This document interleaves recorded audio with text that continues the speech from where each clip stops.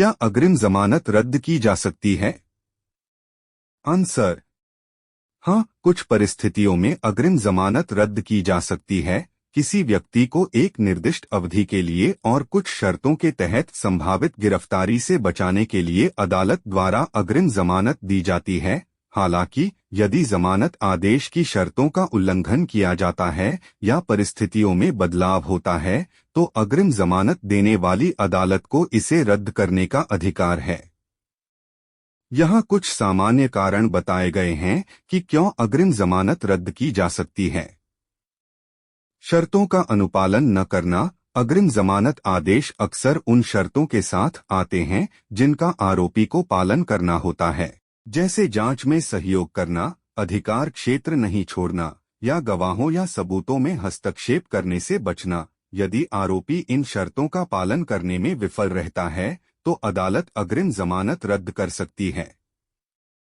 परिस्थितियों में बदलाव: यदि नए साक्ष्य या जानकारी सामने आती है जो उन आधारों का खंडन करती है जिन पर अग्रिम जमानत दी गई थी, तो अदालत जमानत रद्द करने का निर्णय ले सकती है।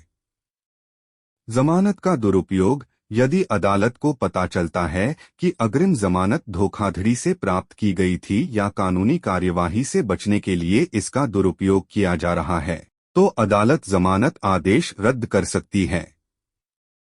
अपराध का साक्ष्य: यदि अतिरिक्त सबूत या जांच से आरोपी के खिलाफ मजबूत मामला सामने आता है, तो अदालत अग्रिम जमानत रद्द करने पर विचार कर सकती है।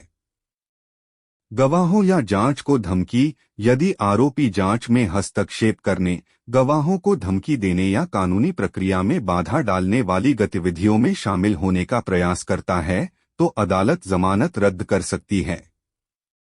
सार्वजनिक हित और सुरक्षा: यदि सार्वजनिक सुरक्षा, राष्ट्रीय सुरक्षा या न्याय के समग्र हितों के बारे में चिंताएं हैं, तो अदालत अग्रिम जमानत रद्द कर सकती है। अदालत में उपस्थित न होना: यदि आवश्यकता पड़ने पर आरोपी अदालत में उपस्थित होने में विफल रहता है, तो अदालत अग्रिम जमानत रद्द करने पर विचार कर सकती है।